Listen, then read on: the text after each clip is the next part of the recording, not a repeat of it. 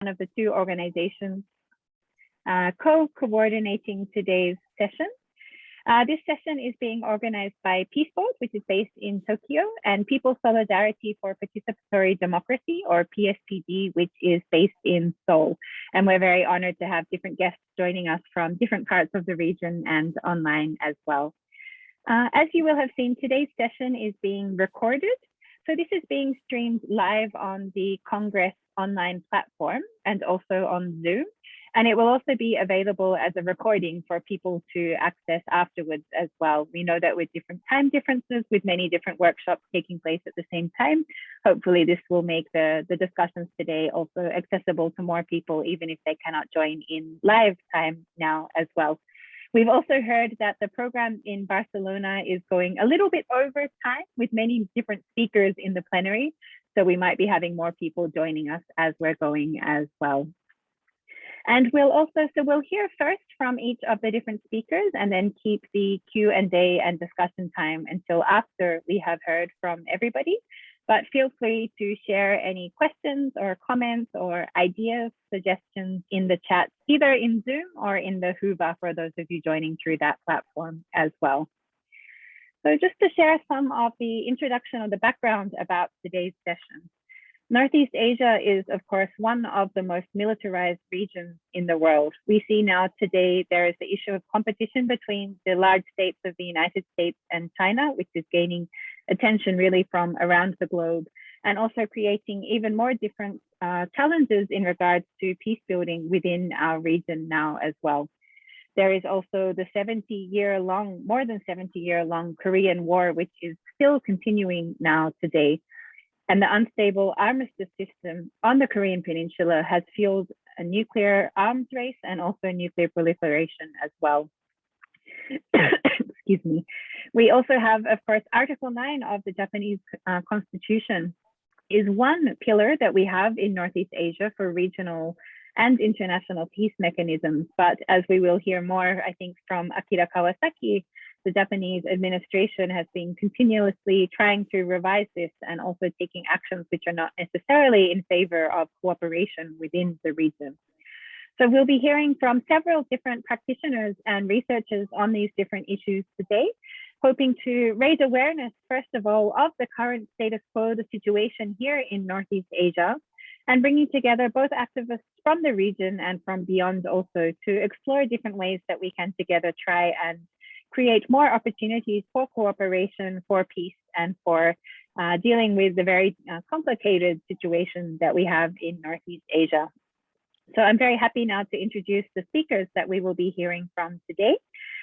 First will be Kawasaki Akira, my colleague also from Peace Boat, joining from Tokyo today. And Akira is also an international steering group of the International Campaign to Abolish Nuclear Weapons, or ICAN. Those of you who joined the opening plenary, I'm sure heard the great words from Beatrice Finn,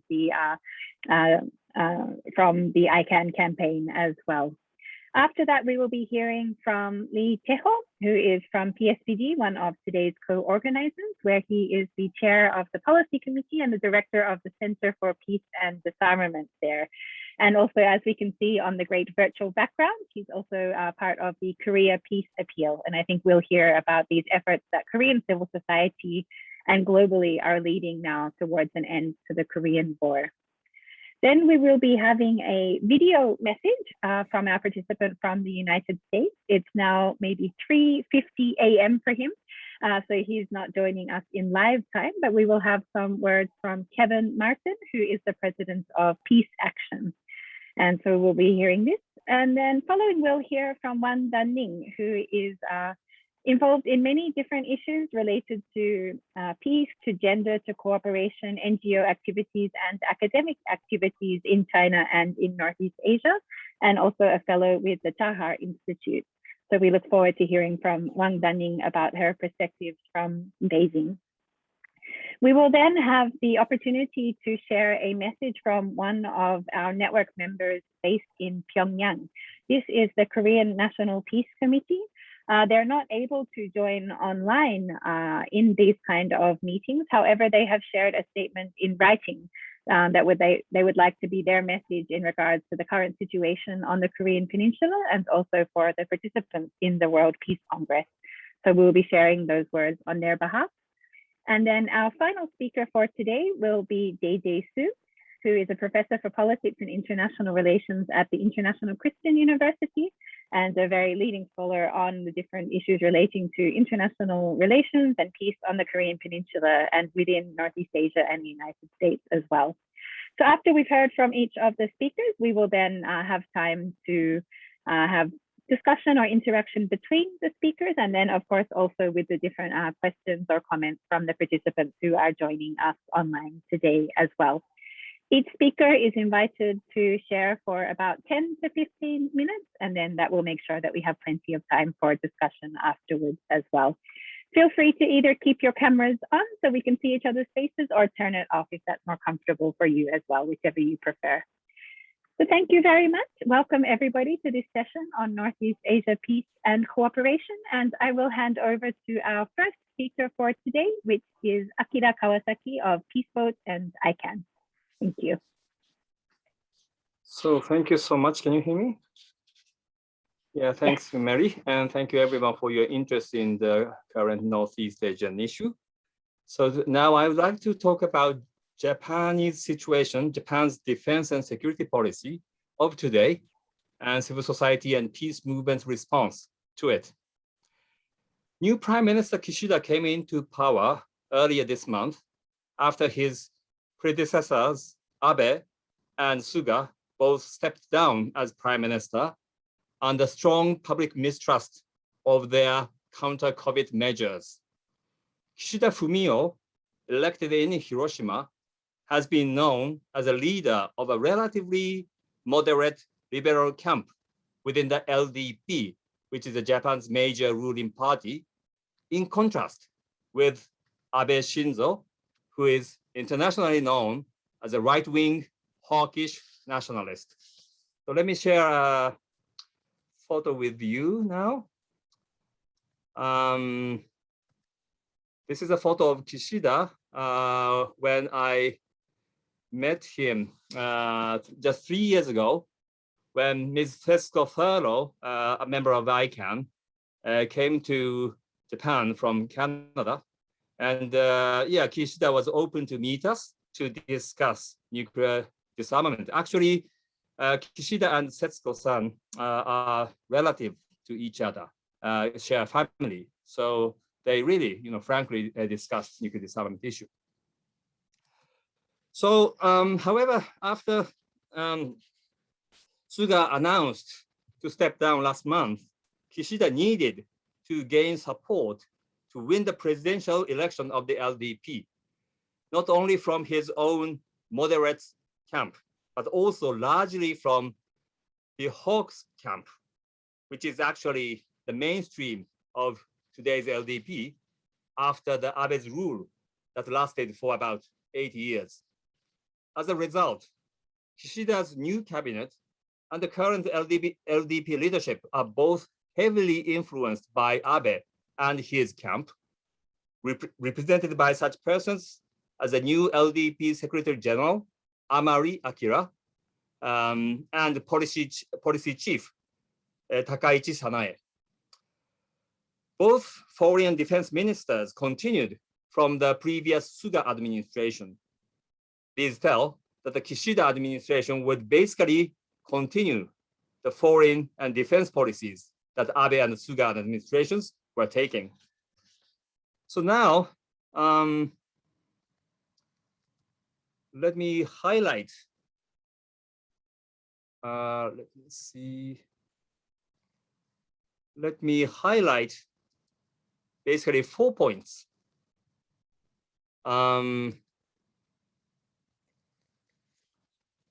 Regarding the anticipated Kishida's foreign defense policies, assuming that the LDP would keep the majority in the House of Representatives, even if they may lose some seats in the upcoming election that take place at the end of this month. The first, the Kishida administration may adopt a new policy, possibly by revising Japan's national security strategy to obtain the capacity to attack enemy bases. This includes an option of deploying long-range missiles in Japan that can be launched immediately upon the detection of any move on the side of the enemy for a missile attack to Japan. To date, Japan's defense policy has been provided as purely defensive policy under the Article 9 of the Japanese Constitution. Japan's self-defense forces should be the shields, while Japan relies on the US military for attack capability as a deterrent. If Japan is to obtain such an attack capability of its own, it will be a historic, fundamental change of Japan's security posture. The opponents of this policy argue that it is very necessary because the threats of North Korea and China are both increasing, and that missile defense systems may not always work. They also argue that it is still consistent with Japan's purely defensive policy because it attacks only after it has detected any hostile action initiated by the enemy. Yet, as we all know, this is a recipe for an arms race and escalation of attack preparedness on both sides. The second, the new concept of economic security is adopted, and now Japan has a new minister for economic security. This concept of economic security, which has been vocally promoted by the new LDP Secretary General Amari, has not been firmly established, but it is understood as having a couple of key concepts.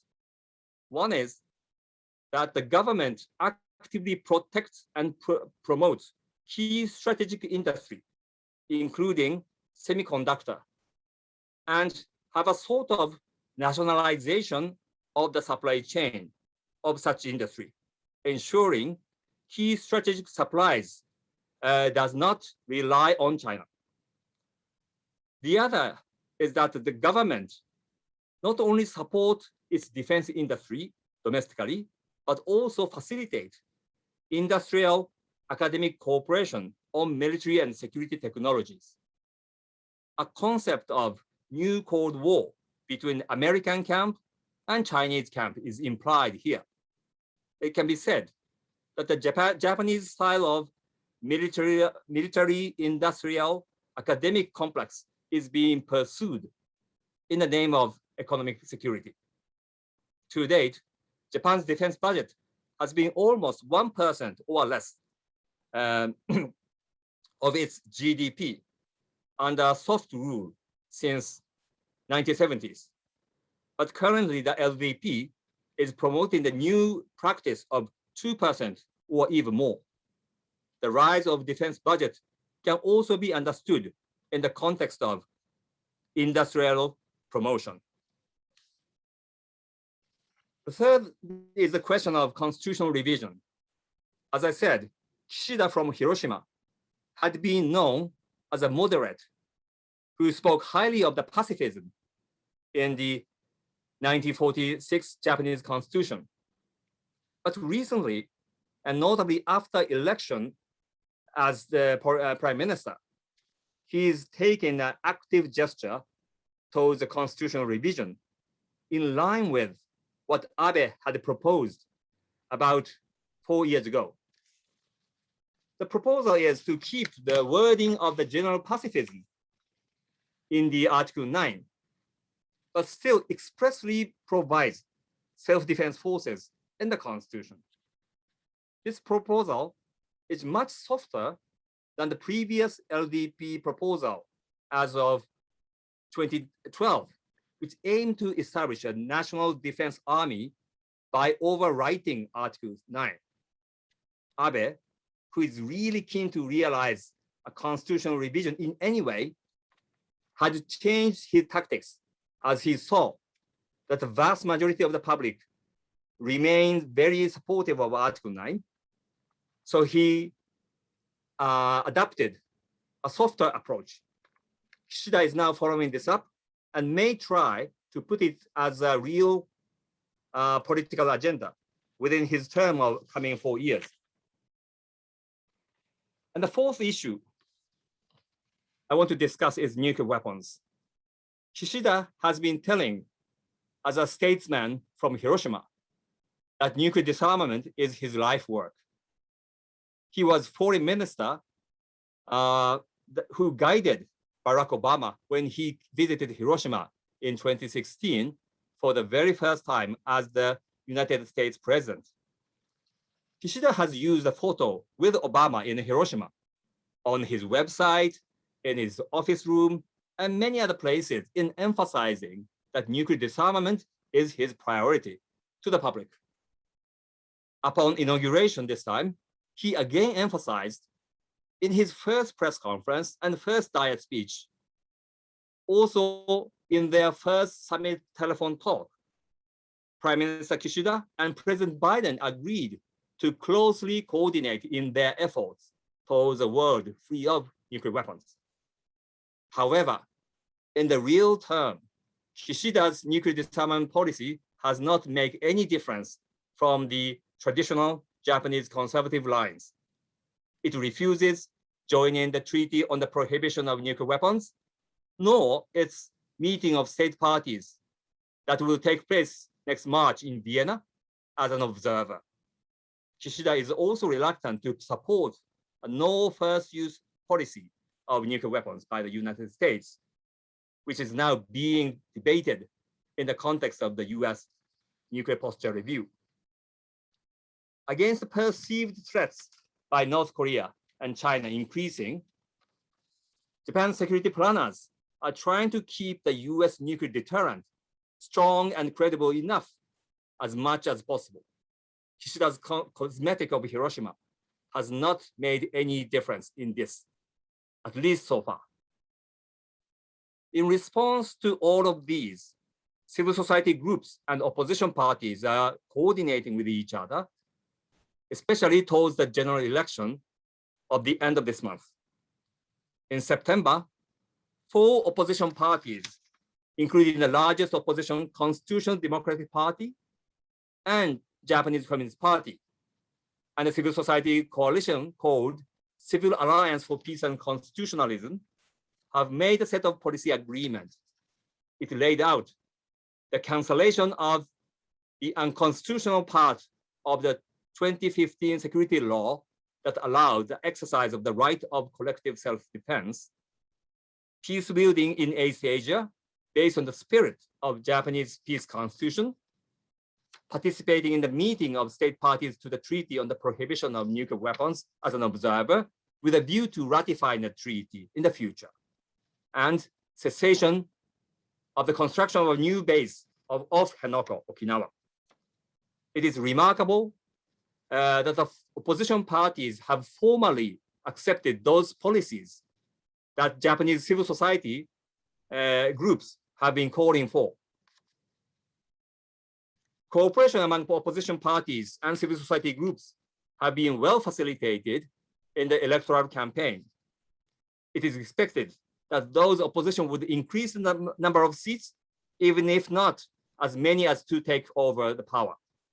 The election result would define Japan's direction to go, whether to go along the Abe's militarist agenda, competing with the Asian neighbors, or to somewhat modify it and going in a more moderate cooperative manner with the neighbors. Thank you so much. Thank you very much for those updates, Akira. Not necessarily such an optimistic situation, but it's great to have this update, especially as Japan is approaching the election in just a couple of weeks from now. So it's very important, I think, for us to consider these different issues as civil society from the regional perspective as well.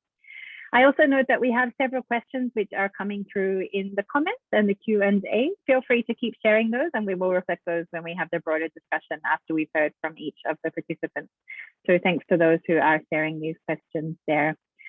I would like to hand over to our next speaker, who is Lee Tae-ho, who is joining us from Seoul today. And he will be speaking about the transition of the post-war regime in Northeast Asia and some updates on the Korean Peninsula peace process. So we look forward to hearing some of your thoughts about the current situation.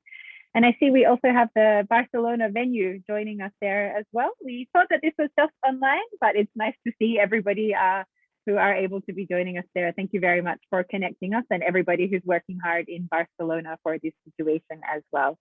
So Tejo, the floor is yours. Thank you.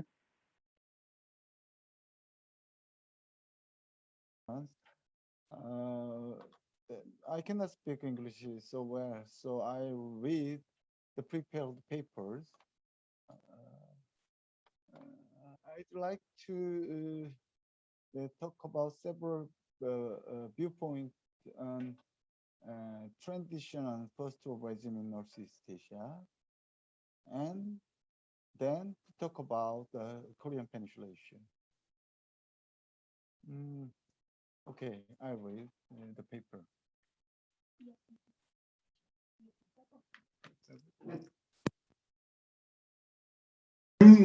That has reigned over Northeast Asia over the last several decades is now at crossroads. What should have happened a long time ago as the Cold War order came crumbling down is happening today. One of the distinct features of post-war regime in Northeast Asia, which is different from post-war regime of Europe, is the division of the Korean Peninsula. In Europe, Germany, which caused World War II, was divided. In East Asia, however, it was not the war causing Japan, but Korea was divided instead. Then the post-war regime was formed and Cold War began.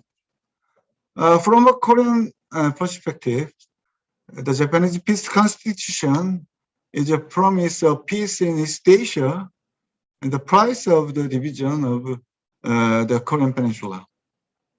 That constitution represented the promise that no ruthless wars of invasion should ever take place in this region. It also represented the aspiration of the Japanese people toward the genuine democracy. Not only Japan, but also South Korea constitution clearly states its duty to commit to international peace and non-aggression. Contrary to its intention to keep peace, the Korean War broke out in 1950 on the Korean Peninsula. Koreans are as much responsible for it as are the external parties. 16 countries, including the United States, sent their troops to aid South Korea's war effort, while China also took part in the Korean War to aid North Korea.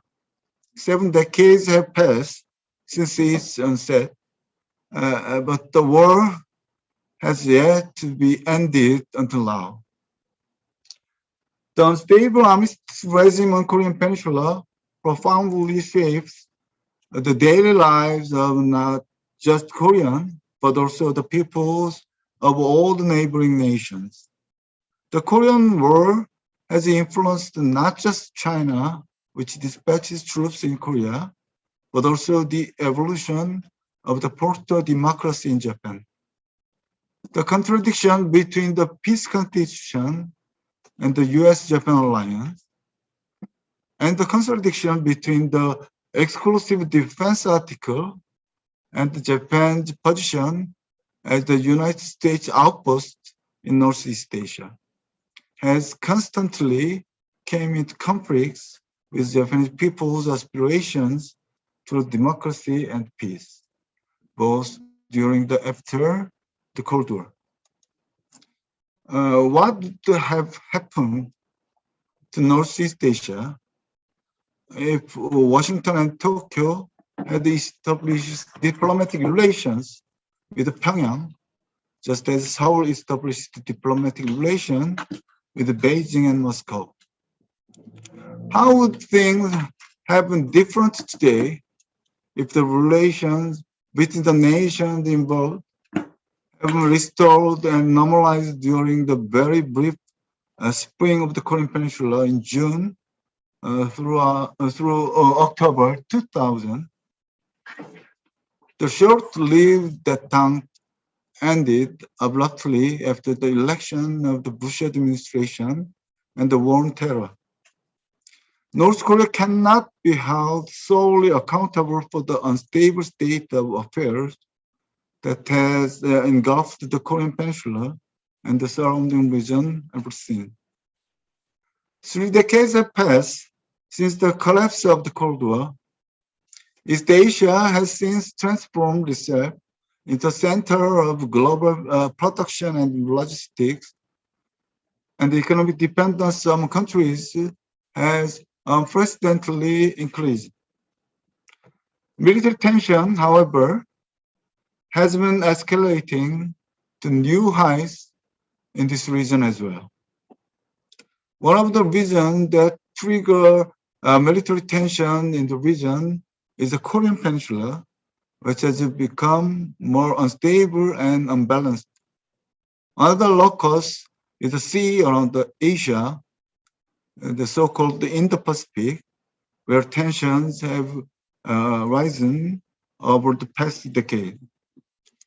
The rivalry between the United States and China continues to escalate in this region.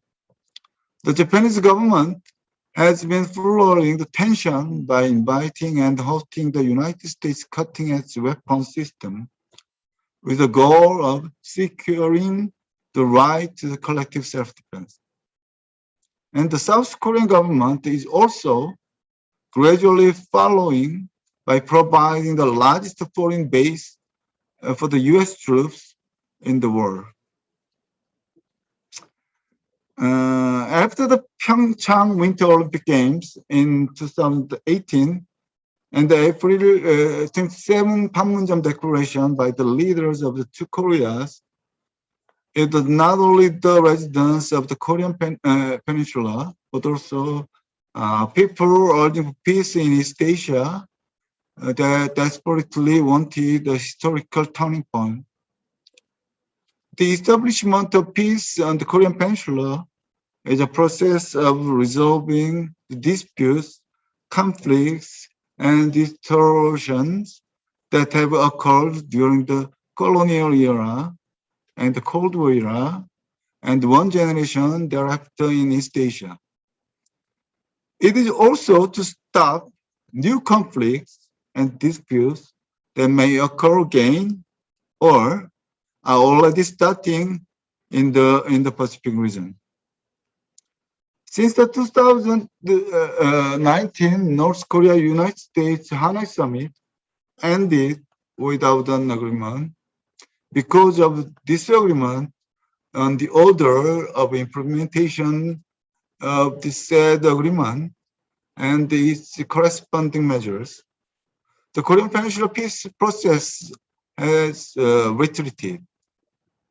As the 2019 North Korea-United States Hanoi Summit ended without reaching an agreement, the US lost the opportunity to free North Korea's production of nuclear materials, and North Korea lost the possibility of easing some sanctions connected to its people's livelihoods. The two sides may need to negotiate with more practical and step-by-step solution. For the ultimate success of the process, however, it is necessary to narrow the gap in perception regarding a few fundamental issues that have been causing distrust and conflict, and to prepare appropriate countermeasures. The first issue is a substantial reduction of nuclear threat. South Korea's defense spending in 2019 amounted to 46.7 trillion Korean won, which is 1.3 times North Korea's estimated total GNI. The Moon Jae-in administration has been increasing its defense spending by 5.4% to 8.2% each year during his presidency, and continues to develop nuclear submarines, aircraft carriers, and satellite launch vehicles. Another issue is the complete denuclearization of the Korean Peninsula. It is a question of whether it is possible to request North Korea to give up its military strategy dependent on nuclear deterrence, while the Korean Peninsula strategy of South Korea and the US still depends on nuclear deterrence itself. The third issue is the transition to a new relationship. It is desirable that the US and South Korea, which have an overwhelming advantage in terms of military power and military spending, should take and lead with a proactive measure to improve relationship. For example, stop or refrain from military threats like military exercise. The last issue is about so-called value-oriented democracy or human rights democracy. Putting forward value, but forcing the choice of sides and the reinforcing an exclusive military alliance may increase military tensions in the region and may not be effective in improving human rights. The Korean Peninsula faces a typical security dilemma. For the past 70 years, North Korea and South Korea and the international society have failed to resolve this dilemma.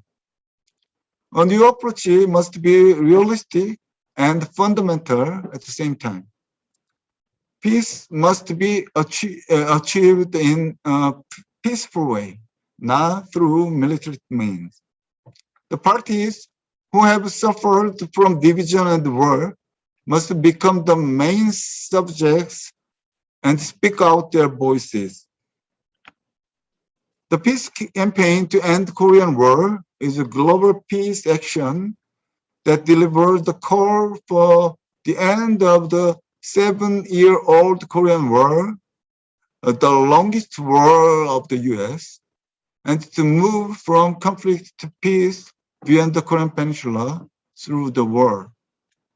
The main calls of this campaign are to end the Korean War and sign a peace agreement, to create the Korean Peninsula and the world free from nuclear weapon and nuclear threat, to solve problems through dialogue and cooperation, and to stop the arms race and invest in human security and environmental sustainability.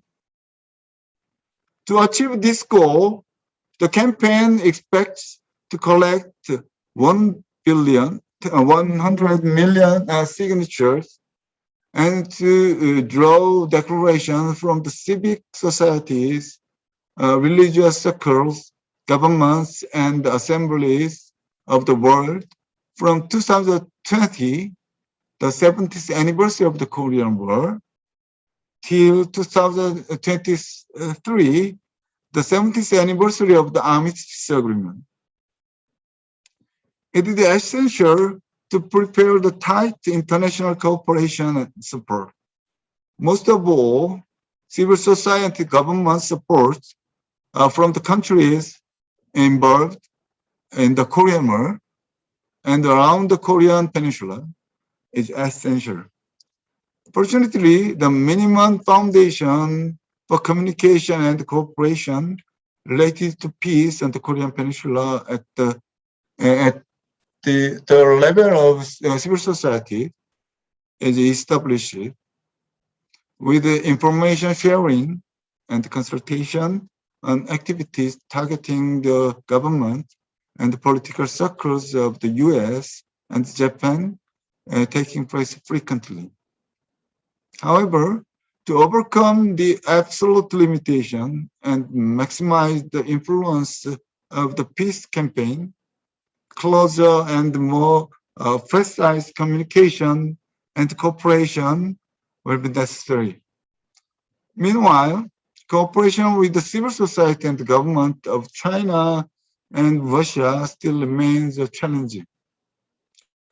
North Korean civil society's participation to this campaign will contribute greatly to the success of this global campaign. The roles of the participation in Korean War and the neutral nations that supervise the Armistice Agreement are also unimportant as those of major parties to this war.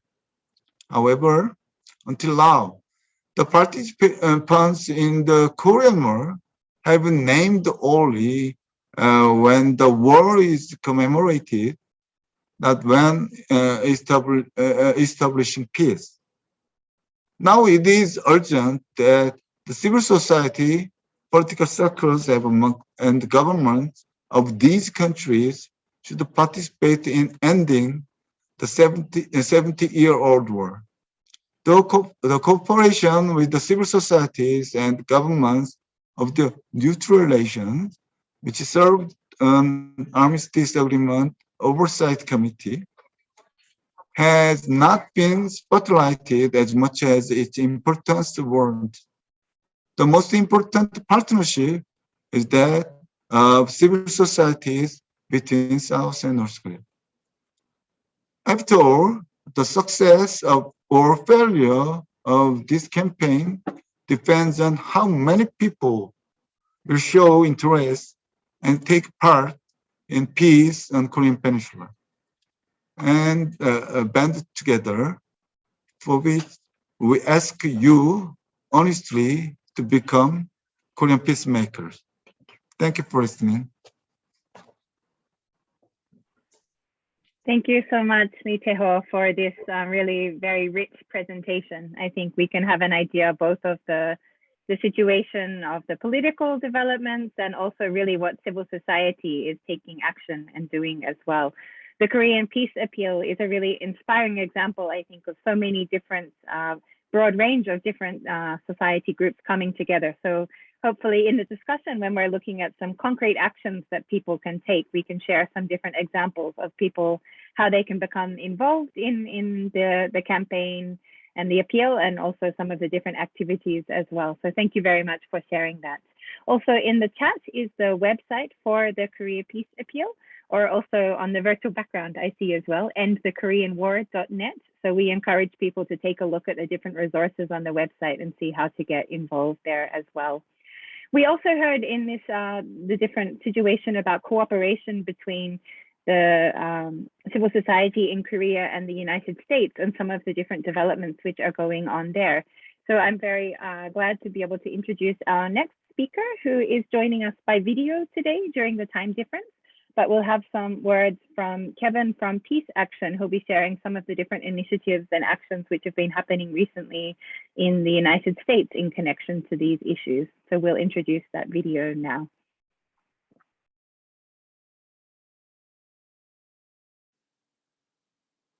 Hello, I'm Kevin Martin. I'm the president of Peace Action and the Peace Action Education Fund. I also serve as coordinator of Korea Peace Network here in the United States. Sorry I couldn't be with you live. The timing didn't work out well. I want to offer a few thoughts in terms of the growing movement here in this country for peace on the Korean Peninsula. And I would say the last 4 years or so, the most important development has been the increase in the leadership and the participation of Korean Americans here in the United States, which is fantastic.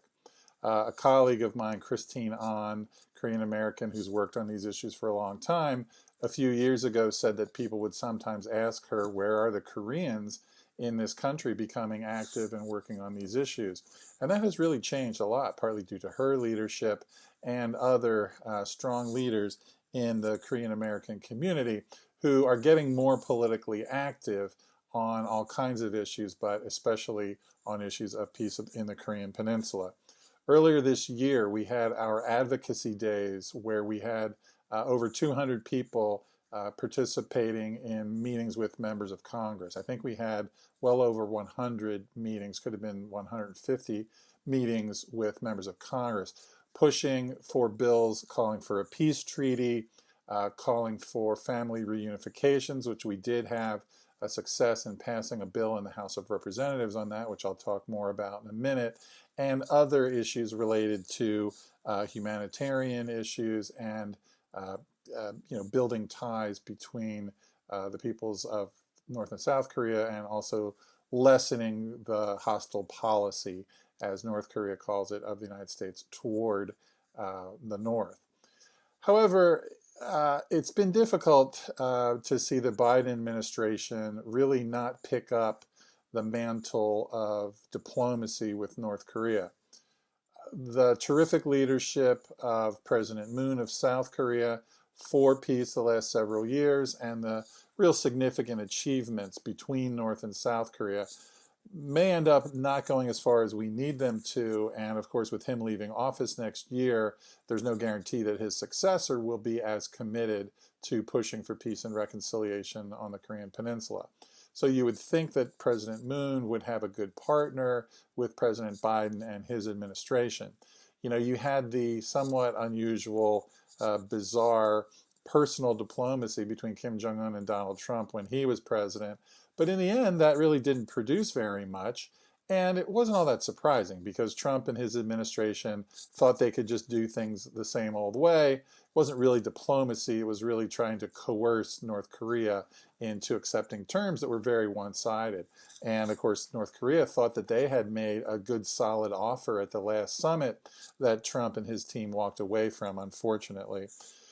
President Biden did do some good things in terms of foreign policy early in his term, but they were sort of relatively easy, low-hanging fruit that he had to take care of to reverse erroneous policies that were pursued by Trump.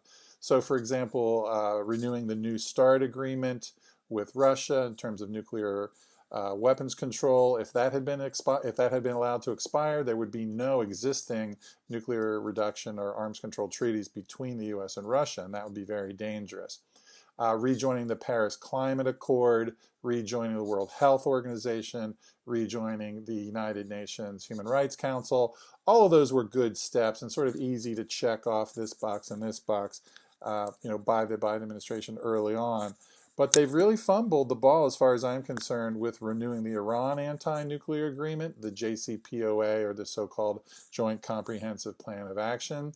And despite recently making some good comments about wanting to resume talks with North Korea, they really have not prioritized that and pushed that as something that really needs to get done. It's understandable. All U.S. presidents, but particularly in the circumstances that Biden has found himself in, are going to focus more on domestic policy than foreign policy. But it seems to me, again, with the importance of President Moon's term coming to an end, that the Biden administration should be a partner with the South Korean government in reviving diplomacy with the North. So I hope that could happen sometime within the next few months. But as of now, all we know about are sort of lower level and back channel negotiations. In the meantime, as I said, the movement here in this country, particularly led by Korean Americans, has been getting stronger. And while we are not anywhere close to passing bills in favor of a peace treaty, Representative Grace Meng's H.R. 826, Divided Families Reunification Act, did pass in the House of Representatives a couple of months ago. Now, it hasn't been taken up yet in the Senate. We don't know if it will become law, but it could be an important first step. And the thing is, it could be an important thing if the administration would show leadership on these issues, because there would be public support.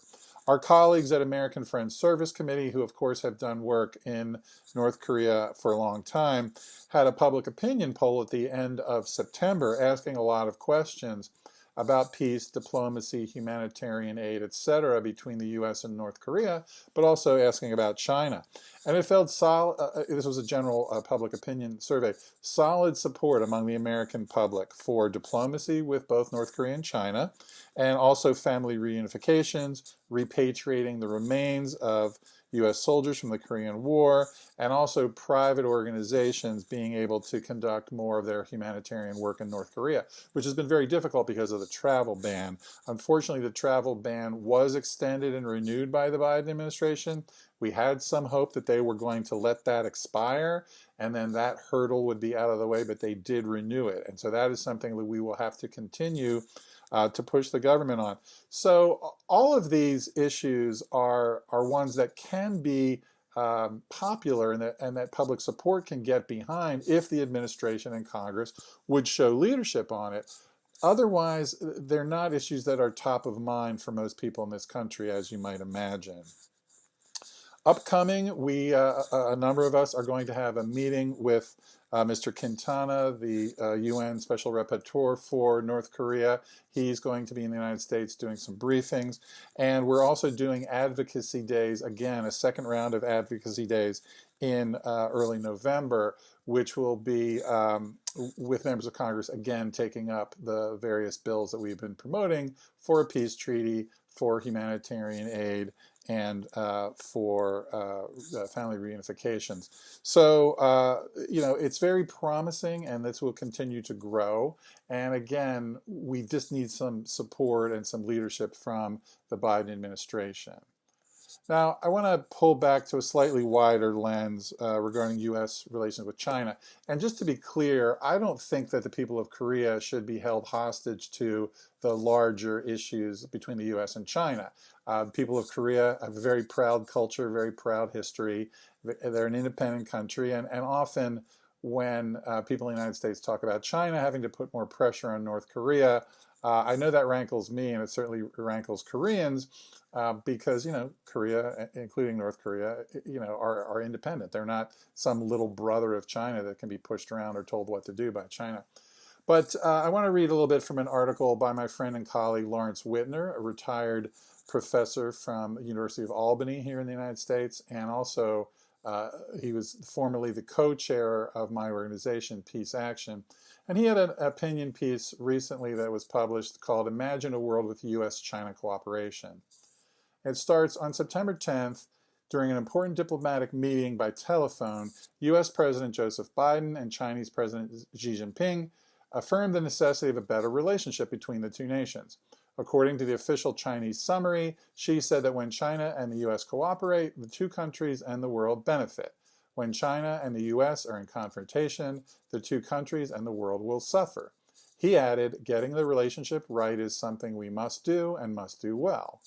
At the moment, however, the governments of the two nations seem far from a cooperative relationship. Indeed, intensely suspicious of one another, the United States and China are increasing their military spending, developing new nuclear weapons, engaging in heated quarrels over territorial issues, and sharpening their economic competition. Disputes over the status of Taiwan and the South China Sea are particularly likely flashpoints for war. But imagine the possibilities if the United States and China did cooperate. After all, these countries possess the world's two largest military budgets and the two biggest economies, are the two leading consumers of energy, and have a combined population of nearly 1.8 billion people. Working together, they could exercise enormous influence in world affairs. Now, while it seems like we're very far from that at this point, the idea of a U.S. pivot to Asia or containing China in the region is a loser for the people of the United States, for the people of China, the people of Korea, the people of the region. I was privileged to go on a Citizen Peacemakers delegation to China in 2008, just before the Beijing Olympics. And I certainly would not claim to be an expert on China. But I loved it, at learning about Chinese politics and the economy and culture and history. And it just strengthened for me the idea that ordinary people need to have their interests represented in foreign policy rather than the war machines or the elites who normally dominate military and foreign policy. It's just a losing proposition for the United States to think that somehow we are going to dominate or contain China in the region. So while I don't think we're near that type of cooperation that Larry talked about or that even President Xi talked about, that's certainly something that we need to work on. And so for activists in the United States, part of this is not just to convince government officials that these would be better policies. It's also to counter the demonization. In terms of China, and I'm not making excuses for the problems that China has in their economy, their politics, the environment, human rights. I'm very aware of all those, and when I was in China, I raised those with Chinese officials. It's that, you know, right now the war machine in this country, the United States, has to build up China as a threat because it's the only possible adversary that could justify our huge Pentagon budgets, our new nuclear weapons, our foreign bases in the region, etc. So that you understand why that is. But that's not in the interest of the people of this country or China or the region. Same thing with North Korea, that you know, a lot of people in this country wouldn't even know that there are actual human beings that live in North Korea other than Kim Jong-un. The demonization of North Korea, and again, I'm not making excuses for the very real problems that North Korea has, is something that we have to counter. So we have to put a human face on these other countries, these peoples that our government and our elites have an interest in demonizing and keeping a permanent state of competition. So sort of humanizing people in those regions because they're just like us. They're just like everybody. People all around the world want the same things in their lives for their children. They'd like a better life, and they certainly want peace and justice. So I'm glad to be with you today. Again, I'm sorry it had to be by video and not live, and I'm particularly proud to be associated with all the groups doing this panel. Fantastic work that all of you do, and also International Peace Bureau that I've been associated with for a long time as well. Peace and love to all of you. Thank you very much to Kevin for those words. And it's wonderful that with technology, we can even connect recorded messages from the middle of the night in the United States to everybody joining online here from Asia, and then our friends who are there in the venue in Barcelona. Thank you so much of the many, many different workshops that are happening now for coming. We can see a few of you there, and we're looking forward to having some time to exchange and hear from you later on as well. But we just heard from Kevin about, of course, the need to have human faces to the different kinds of tensions and so on that we're seeing.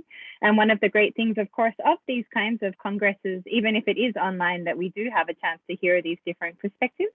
So I'm very glad to pass over to next to a very wonderful human and friend of ours from China who is joining us today.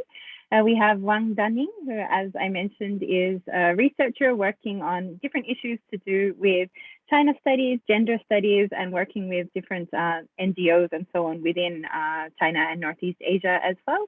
So Wang Danning, over to you. We look forward to hearing your thoughts and perspectives next. Thank you.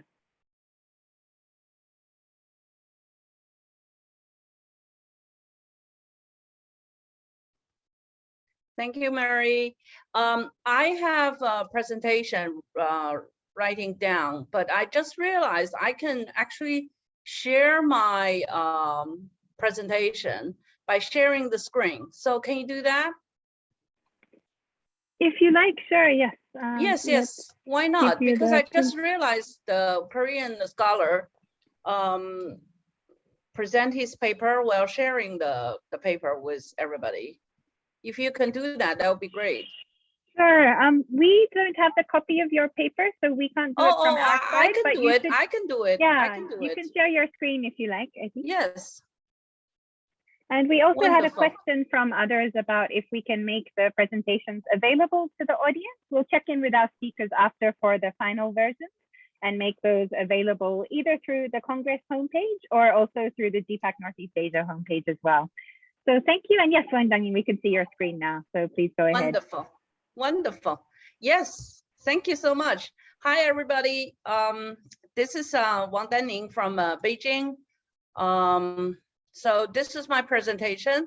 I read it down, and according to Mary's 3 objectives, I'm going to present what I observed here in Beijing to give you a review of a little bit towards the history of the Sino-US competition, and then contextualize the current affairs in the Northeast Asia area.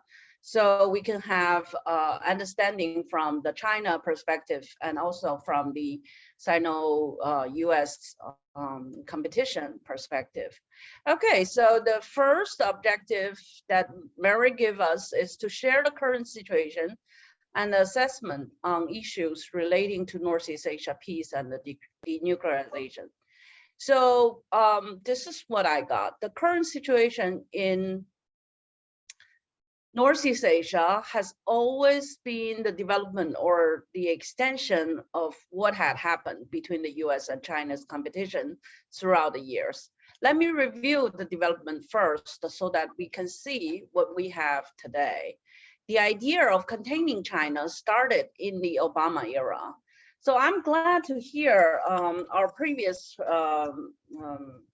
speaker, Mr. Kevin Martin, started to talk about, other than the containing China.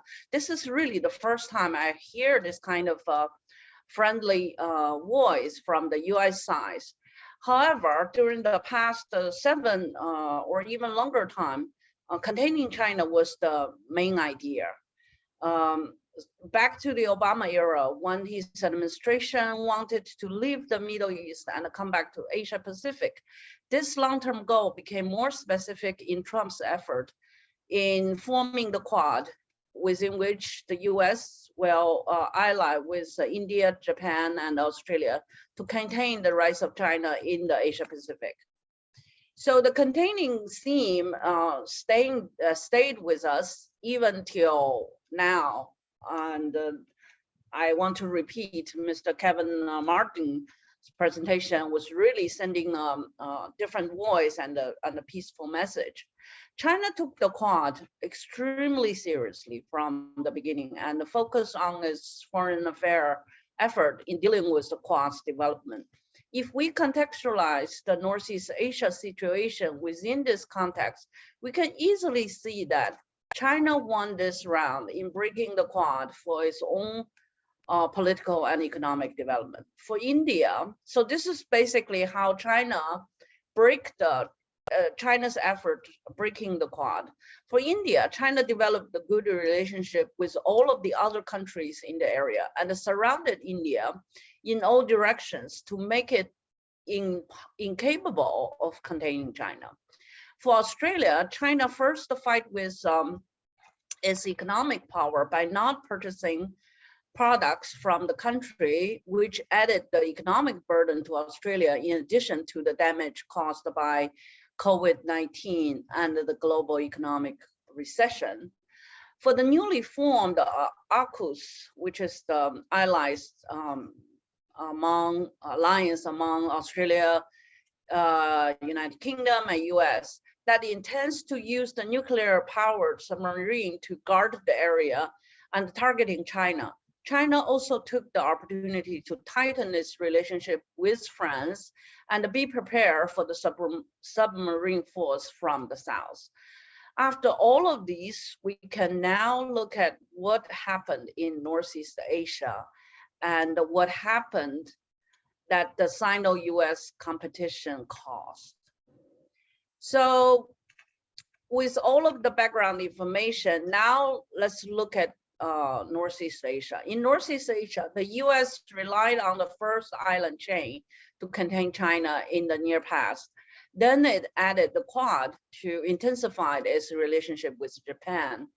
In addition to that, the US also started to violate its agreement with China on the issue of One China principle by sending in military officers, supporting the independent movement, and selling more weapons to Taiwan.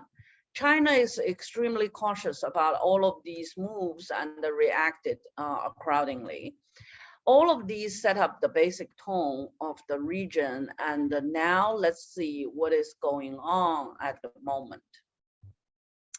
The competition between the US and China escalated since 2014 after China launched its Belt and Road initiatives, and the US intensified its effort in the surrounding areas to contain China. In Hong Kong, there was the Occupy Central social movement in 2014. Later, during the Sino-US trade war, there was the 2019 social movement in Hong Kong. In 2020, the COVID-19 started. In the middle of all of these crises, China managed to change its foreign policies and be more flexible and successfully changed its relationship with Russia, Mongolia, and the DPRK. And all of this empowered China in dealing with all of its foreign challenges. In addition, because of the extremely effective method in dealing with the COVID-19, China also became the only country that can maintain the positive increase in its GDP. And at the same time, still develop new projects in its northeastern areas to link China with Russia, Mongolia, and the supported DPRK more. So China has been extremely active during the past at least 7 years to deal with all different kind of challenges and crisis. So when the global-wide inflation came, China managed to keep its economy healthy and force the US return to the table to talk. This is the time when the US realized that in order to keep the competition ongoing, it has to maintain its own economic power and to develop its own high technology instead of just containing China. So now I see Mr. Kevin Martin's presentation echoing this change of tone because it just happened about 10 days ago or half months ago, the US-China started to sit down and talk. So by this step, according to my observation, the US started to engage in self-destructing moves. This is self-destructing. I'm going to explain it more clearly because when the US want to focus on economic empowerment of itself, it target the semiconductor manufacturing industry. In the global manufacturing chain, the US heavily relies on Samsung and the Taiwan Semiconductor Manufacturing Company for the smartphone chips. So this is the key elements here. Now the US is sending the 45-day deadline to ask Samsung and the TSMC to transfer such manufacturing secrets and technologies to the US. So this set up another tension in the Northeast Asia. This move will destroy the US alliance within the Northeast Asia. South Korea, Japan, and Taiwan's attitudes towards such requirement will let the US see what exactly the three countries and the other areas, because Taiwan is not a country, their real attitude towards the US. Because this business is the economic backbone of the three countries and area. Giving up to the US may revitalize the American economy, but the three countries and areas economy will collapse. If Japan, Korea, and Taiwan decided to resist, the US economy will suffer and finally plunge to the bottom. Either way, the US and its allies will lose in this game. This is what's being discussed in China right now. So the next question is, what will happen next? Which country or area will give in first? Taiwan is now working with Japan to build factories in Japan, but China and Russia are watching very closely of any moves in this direction. Korea also has few choices, either give in its technology or resisting by working more towards the peninsula peace building process, i.e. stopping the war, working with the North, with the unification as a goal. Whatever happened next will change the region's socio-economic condition. So the next move is really, people pay close attention to the South Koreans' attitudes, Samsung's attitudes regarding the chip issue, Taiwan and the Koreans' attitude towards this issue. So this is becoming the economic security issue each country involved, each area involved take this seriously. So who will win? We are watching this closely. So the second objective of my presentation is to share challenges and difficulties in building peace in Northeast Asia. The challenges and the difficulties in today's Northeast Asia came from the American allies. Because of the global recession, in order to rescue themselves from the economic difficulties, they have to fight with each other. No matter who's going to win the fights among themselves, the American and the allies in the Northeast Asia lost from this perspective. The reason I said that is, by analyzing the manufacturing chain, because the chip is way too important to Taiwan and South Korea too. So this can actually speed up the integration of the region, because China is forming its own friend circle and keep on developing its economy, regardless the American size of fighting. So in this case, there are also possibilities that Japan and South Korea tend to China's side, because they do not want to lose their economy in this round by easily giving up their technology and the business secrets to the US or move factories to Arizona. So as for Taiwan, Taiwan is too weak to say no to the US at this point, and also too stubborn to be friendly with China. So Taiwan put itself in a very awkward position. In this end, Taiwan will face hard time to survive. Even Putin from Russia can tell. So just a couple of days ago, on October 13th, Putin publicly basically remind mainland Chinese government, China doesn't even need to use military force to win its battle with Taiwan, because Taiwan put itself in a very awkward position, economic-wise and also military-wise. Once the economy collapses, there's no way Taiwan can survive. So that's the current scenario. The third objective is to discuss the role of civil society and how to strengthen this. The civil society can contribute tremendously in this scenario. In the forthcoming chaotic scenario, how to sustain the stable daily life when facing the global recession, economic competition, international crisis created by the US, forcing the removal of high technology to the US. The civil society in each country and the region involved will play the critical role in crisis management to keep the society together and the community together. So I really learned a lot from today's conference. It's from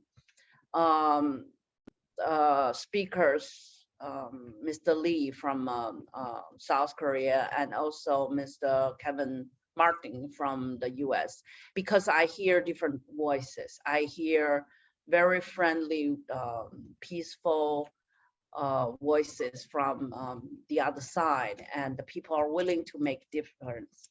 So this is really a critical moment, and working positively is a good way. So that's my presentation. Thanks, everybody. Thank you so much, Wang Zhengying. That was really a very rich presentation with a lot of different things that really connect with what we've been hearing from other speakers, of course, from Kevin, but also, Akira was talking about how this concept of economic security is being seen by the Japanese new administration. And I think a lot of that is very closely connected to some of the issues that you've been raising, and looking at how civil society's role can be enhanced more in creating opportunities for exchange of perspectives on these issues, I think is something very key. You also mentioned one of the questions that came in the Q&A was about the response from Northeast Asian countries to the AUKUS recent deal. So thank you for referencing that. And perhaps in the discussion, we'll come back to hear more perspectives from other parts of Northeast Asia on that as well. And you also mentioned Mongolia in regards to relations within Northeast Asia. And I can see we have a very small view of the venue in Barcelona. It's a little bit like we're watching on CCTV, but I see we have Ensaihan Dargosaikan from Mongolia who is there with us as well. So I'm sure we can hear more from Ambassador Ensaihan afterwards about the role of Mongolia in creating these kind of opportunities and space for cooperation in Northeast Asia. And thank you very much to other friends who are joining us in Barcelona. It's a very nice surprise because we thought this was just an online session. So we're really appreciative that we have the chance to be here with you. And so thank you for taking the time for joining us for this as well. So we will be hearing next. We've been discussing a lot about, of course, the situation on the Korean Peninsula. One thing which is in common of many of the speakers on this panel is that we are all members of a network of peace-building organizations called the Global Partnership for the Prevention of Armed Conflict, or GPAC. We have a network in Northeast Asia of GPAC, which is coordinated by Peace Boat. And one of our principles is when we are looking at issues of peace in the region and on the Korean Peninsula, to make sure this is inclusive of perspectives from all parts of the region. So that also includes, of course, as we have here today, from Beijing, from Tokyo, from Seoul, but we do also have members from Pyongyang who are part of this GPAC network as well. And so we're very glad that although it's not possible for them to join directly live online, we have a written statement from our members in Pyongyang that I'm glad to be able to share with you on behalf.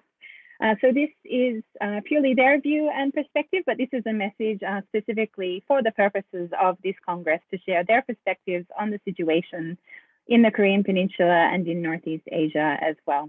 So I'll read this out now and we will make this available for people afterwards to read as well. Dear friends, the Korean National Peace Committee, KNPC, extends its warm congratulations to the World Peace Congress for successfully hosting in Barcelona, Spain by the International Peace Bureau, IPB. We take this occasion to pay tributes to GPAC also for their cooperation in sharing our written presence with the Congress. And KNPC also sends warm greetings to all participants of this Congress. It is of great significance that the World Peace Congress is being held successfully even under such grave circumstances in which the world is going through socio-political and economic uncertainty entailed by the worldwide pandemic. And this very fact just clearly proves how much the will and efforts of the international peace movement are strong and ardent. The current international situation in which new types of challenges and serious crises are increasingly emerging, along with conventional threats, requires us to make more active efforts for unity and cooperation among the peace organizations of each country to prevent war and aggression, to bring about stable peace on the planet, and to eliminate key factors endangering the peace and security of the world. The unstable factors which destroy the foundation of international peace and stability are increasingly emerging around different parts of the world due to the anachronistic unilateralism of the United States pursuing world hegemony and blindly following of its allies. The structure of international relations is being reduced to a neo-Cold War, thus posing grave threats to the peace and security of the world. The high-handedness of the United States, which oppresses countries against their will, running counter to the common will of the mankind, aspiring after the peaceful world free from war, are rampant in the Northeast Asian region, especially on the Korean Peninsula. And it is hard to see yet how the prospects of removing military tensions and confrontation on the peninsula will turn out.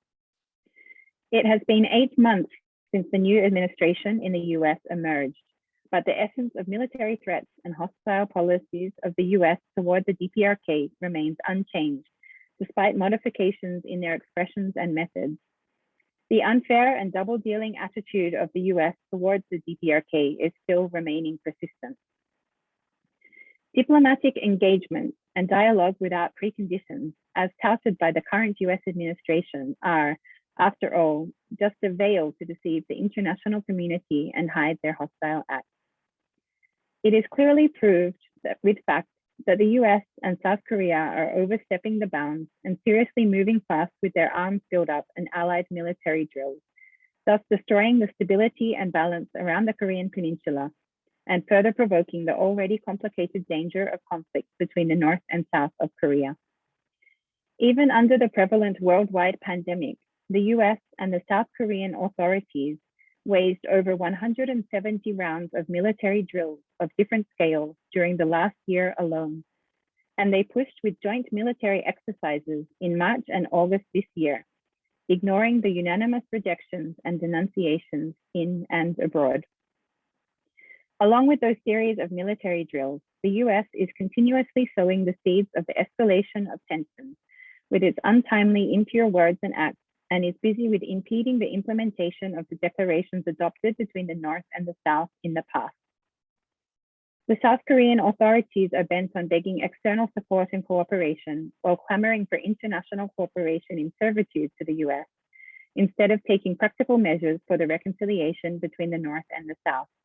And one cannot read from their attitude sincerity for peace on the Korean Peninsula, only to bring vicious circles of confrontations and distrust. Military exercises and dialogue, antagonism and collaboration cannot stand together. Those facts clearly demonstrate that peace and security on the Korean Peninsula cannot be realized unless hostile policies fundamentally are removed and practical measures are taken to verify the acts. The DPRK is exerting active efforts to ease ever-increasing tensions and to safeguard stable peace and stability on the Korean Peninsula.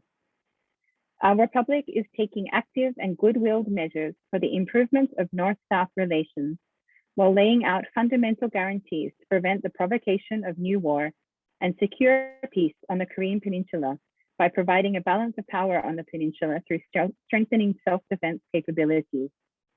And those measures are arousing the understanding and support from the international community, which aspires after justice, consciousness, and justness. The Korean National Peace Committee wishes that all participants of the World Peace Congress, with fair attitude and deep attention to the issue of providing peace and security on the Korean Peninsula, would extend support to the Korean people in their struggle to put an end to the history of tensions and confrontation, to bring about constant peace on the Korean Peninsula, and make active contributions for peace and security in the Northeast Asia region and the world. We wish success of the conference. Korean National Peace Committee, Pyongyang. So thank you very much for that. It's a shame that it has to be in my voice that you read this. Of course, an ideal situation would be to have direct participation and dialogue so we can have a chance to exchange views and information and so on with our also fellow partners from the other side of the DMZ, from the DPRK. But at least through these kind of means, we can share what some of the recent perspectives and thinking from them is as well. So thank you for the opportunity to share that message on behalf of the KNPC. And as I mentioned, we'll make this text available for anybody interested afterwards as well. We will be continuing also dialogue, which includes participation from members from all throughout the Northeast Asian region.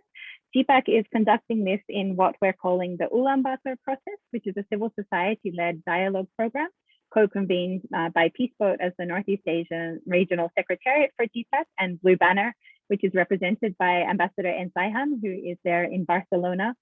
So if anybody is interested more in this kind of partnership and concrete example of cooperation and dialogue, then we'd be very happy to share more attention as well. So thank you very much for that. And I'm very honored to introduce now our final presenter for the first part of the day before we go into discussion. And that is JJ Su, who is joining us from the International Christian University. And we're very much looking forward to JJ's perspectives on these relations within the region as well. So JJ, over to you. Good morning, good afternoon, and good evening, depending on where you are. It's wonderful to see you all, and it's a great privilege to be on this panel that has had wonderful and rich presentations by distinguished panelists so far. I've learned so much today, and I hope that I can make a modest contribution to our discussion. I have had the privilege of working with Taeho, Soo-young, and other wonderful staff at PSPD. And I have the privilege of teaching at International Christian University, an institution of higher education that was founded after the end of the Asia Pacific War to promote internationalism and peace. And I also have some connections with Kevin Martin, Christine An, and others who are active in the state. And so in a way, drawing on my ties to the various parts of the world to make my presentation today, which has basically three components. The first, and I'm going to share my screen. I will be making 3 points. The first of which is that there is an intensive arms race going on the Korean Peninsula, and the arms race is getting accelerated. Second, the Korean arms race is a part and parcel of a greater arms race in Northeast Asia. So arms race in Korea is feeding into the arms race in Northeast Asia. And in turn, the arms race in Northeast Asia is accelerating the arms race in Korea. And so finally, I would like to conclude with an appeal for what I call the Pacific freeze. I think we seriously need some kind of arms control measure that would freeze these arms races and reverse them in the future.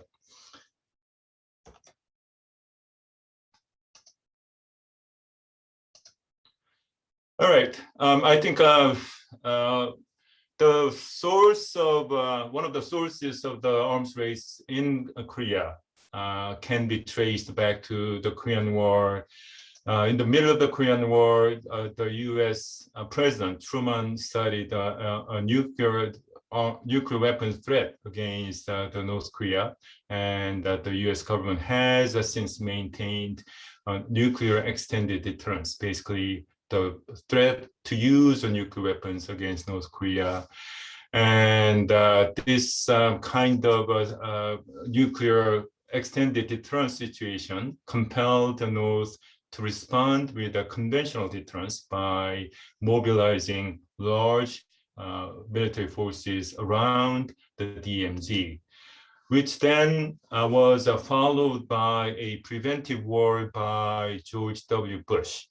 And he implemented this against Iraq and included North Korea and Iran in the famous axis of evil. And so as the possibility of the use of force increased, the North Koreans increased their level of deterrence by turning to nuclear deterrence. And this is when the North Koreans conducted a series of nuclear weapons. Well, North Koreans' test of nuclear weapons and development of them created a need for the South and the US to find measures to respond to them. And these measures came in the form of missile defense. And the US military and South Korean military currently have a number of different missiles defense systems deployed in the South, including THAAD missile defense system.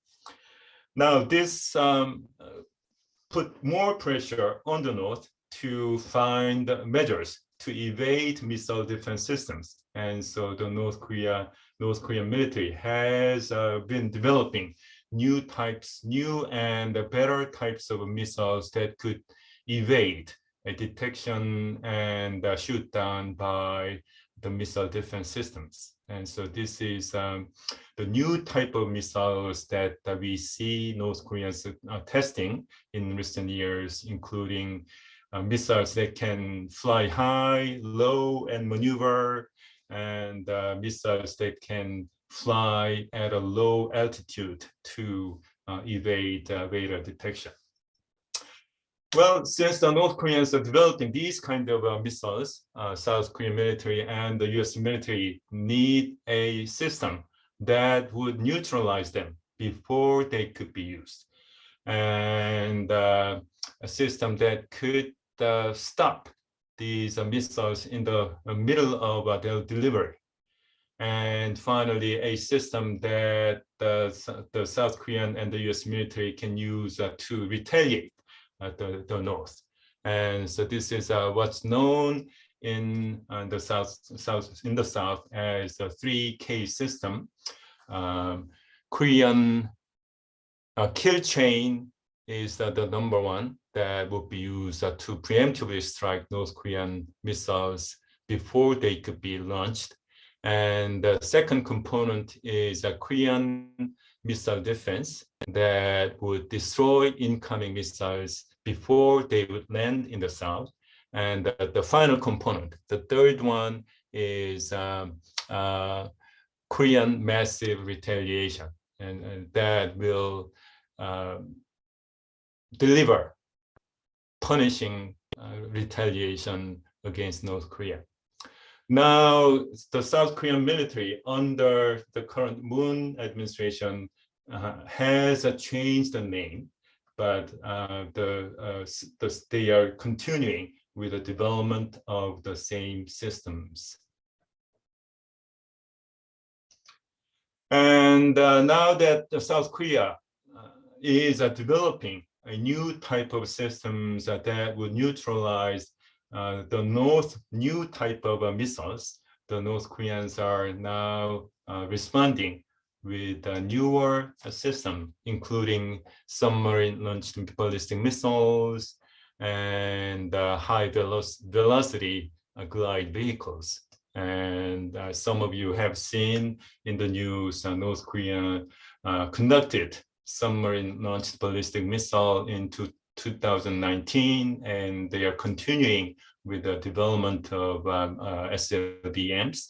And they have recently conducted a new type of a system that would fly high and then fly down at a supersonic speed in order to evade even this kind of defensive system. And so in recent years, the two Koreas have been engaged in an intensive arms race in terms of missiles and countermeasures and missile defenses and better and more capable missiles. And so main axis of arms race has been here, and the pace and the scope of the arms race has been accelerating.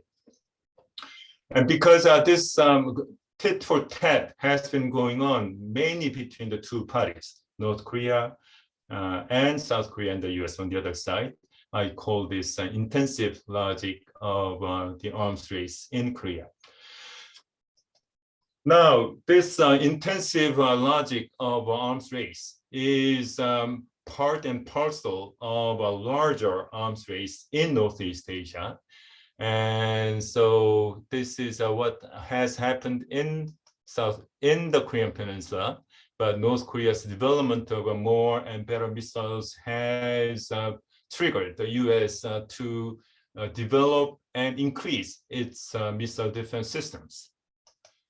And the North Korean missiles and other systems have also given an excuse for Japan to develop missile defense systems and participate in the US missile defense systems. And I would note that the Japanese companies such as Mitsubishi is involved in developing missiles such as SM-32A systems, and Abe administration relaxed its policy of no arms export so that it could export this technology to the US.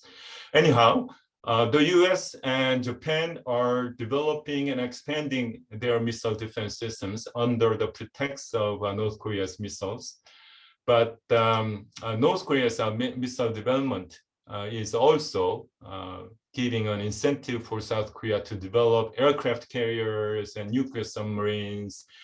And because the US and Japan are developing missile defense systems, China now feels the need to counter these missile defense systems, because the same missile defense systems can be used to neutralize Chinese missiles, particularly ICBMs. And so China is responding to US missile defense systems by developing more missiles and by building better missiles. Now, because China is building more and better missiles, Japan is responding to this by building up their capabilities to respond and by building aircraft carriers. And of course, the US is building even more missile defense systems and developing more capabilities to neutralize China's missiles. And this in turn adds the pressure on Japan to develop aircraft carriers and other military capabilities, including the ability to strike the enemy base, as Akira Kawasaki-san mentioned.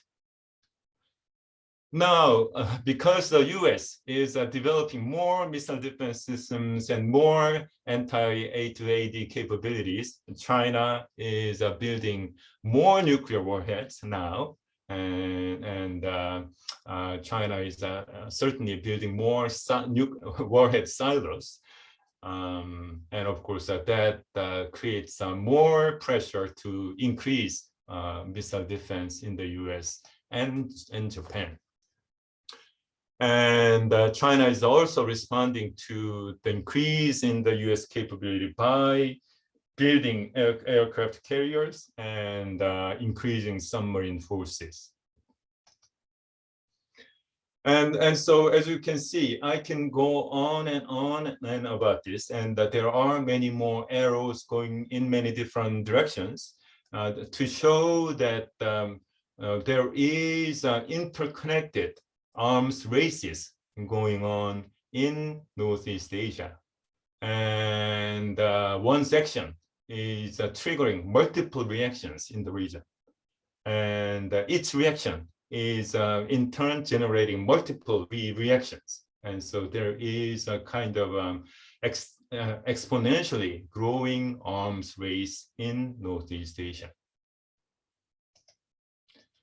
And therefore, I worry about this growing arms race and exponentially growing arms race in Northeast Asia, where there is no arms control measure in place, unlike Europe.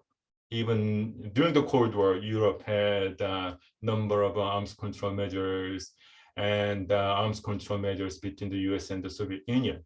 But there are no comparable arms control, much less disarmament institutions in place. And so this is a highly dangerous and explosive situation, and something must be done to freeze and reverse the trend. And I would argue, and this is my argument, that South Korea and the US have the lion's share of the responsibility to make the first move to start on a freeze. And South Korea and the US could do that, could afford to take the first move, because South Korea is so much more prosperous, so much more militarily capable than North Korea. South Korea's defense budget itself is larger than North Korea's GNI, as Taeho showed in his presentation. In other words, even if North Korea spends all its economic activities on the military, it cannot match South Korea's military spending. And that's the key reason why North Korea is turning to nuclear weapons and missiles. And now the US and China are seen as G2 superpowers, but make no mistake, the US is so much more powerful than China. So if you look at the defense budget, the US is spending twice as much as China is, and the US has about 10 times as many as nuclear warheads as China does. And in terms of technological and the military capability, the US is so much more capable. This is a study done by 2 American scholars, and the gray is where the US is, and China is barely seen because it's in the middle. And there are a number of comparisons here. And as you can see, the US is here, China is here. So given this asymmetry, South Korea and the US can afford to take a unilateral freeze and set the stage for a larger Pacific freeze. And this is consistent with what Charles Osgood called grit. Anyhow, and another important point is that on arms control in Korea is to treat a symptom, but to end the Korean War is to cure the illness. In other words, if you recall, all of this dynamics has a root in the arms race in the Korean Peninsula, and all of the arms race in Korean Peninsula has a root in the Korean War. And so I think it's important that we end the Korean War, the root cause of all the arms races in Korea and in Northeast Asia. And that will help the process of what I call the Pacific freeze. Thank you. Thank you so much, JJ, for that really comprehensive presentation. I think that was great to hear as the final of our presenters as well, to really have this logical look at how everything is interconnected in this way, as you said, tying these different strands that we've heard from the other presenters together. I think this also really highlights the fact that the lack of regional mechanisms, whether it's for arms control or other forms of cooperation as well, is really contributing to the exacerbation or also the difficulty in finding resolution to these issues, and which really emphasizes the need for a regional approach to deal with these different challenges. And I really loved your phrase about the dealing with the cause rather than the symptoms as well. That's something I think we can all take there as well. So I'm happy to open up for Q&A and discussion for the remainder of our time. We have about 20 minutes left. I see that we do have one hand raised from Akira Kawasaki, so we'll take that first. And then following that, I'll invite our participants who are joining us from the venue in Barcelona, if you have any input, whether it's comments, suggestions, recommendations, questions, and so on to share. And then we'll come back once again to those who are joining us in Zoom. So, and I'll also mention that for the Q&A session, we will have a friend in Seoul who will support us for some interpretation. So for those who prefer, I think Taeho may prefer to speak in Korean, so we will have Gayum supporting us there as well. So thank you in advance for that. So Akira, first to you. Thank you very much. One comment and one question. Firstly, thank you, Mr. JJ Su, for the very wonderful explanation of what is happening in this region. And I think his case explains very well and very much to what, for example, I'm observing here from Japan. So how to stop this vicious cycle of arms race is getting a really urgent need for and a common task for us. And on that basis, I have a question to Dr. Wan Dunning. Thank you for your presentation. And I think you mentioned much about this US-China trade war, what kind of economic war. And we think that these competitions are going in two domains. One is economic front, and the other is military front. So, and I really want to ask Dr. Wang whether you can, how to say, separate the two things, in different way. Control the escalation of this economic war, like for example, this kind of block economy or kind of hegemony of a key industry like semiconductor and so on. So this is one part, a very serious part, but this is essentially not a military issue, in theory. But in my observation, as far as I'm looking at the situation from Japan, this economic hegemonic issue is so much related or connected to military competition. So from your viewpoint from Beijing, do you see the two separate or like deeply interconnected? Thank you. Wang Dunning will invite you to share your response. And if you have, I saw you had your hand up, so you can share your question and additional points, and then we'll go to the venue in Barcelona next after that. We know also that Joseph Garson, who's there in Barcelona, has a response to share as well. So Dunning, please. Yes. Thank you, Mr. Kawasaki. Thank you for your question and comments. Separate the economic competition from the military competition. Actually, that's also my comments to Mr. JJ Su's presentation, because his presentation focused only on the military competition, which I don't think that's enough. Because if you look at the military competition, and US is way more powerful than any of the countries combined in the area. But does that mean US would automatically win or gain forces dominant the area? The answer is no, because during the past 7 years, China facing the trade war, everything started from the economic competition. 2013, China launched the Belt and Road Initiative, which is also a globalizing China effort. And that's also the starting point when the US realized containing China is becoming necessary and the need to speed up. So my answer to Mr. Kawasaki's comments and the question is, these two competitions are really intertwined towards each other. You can't separate them. You really can't. And also military power is not the answer to the whole question, because not everything is about, build up the aircraft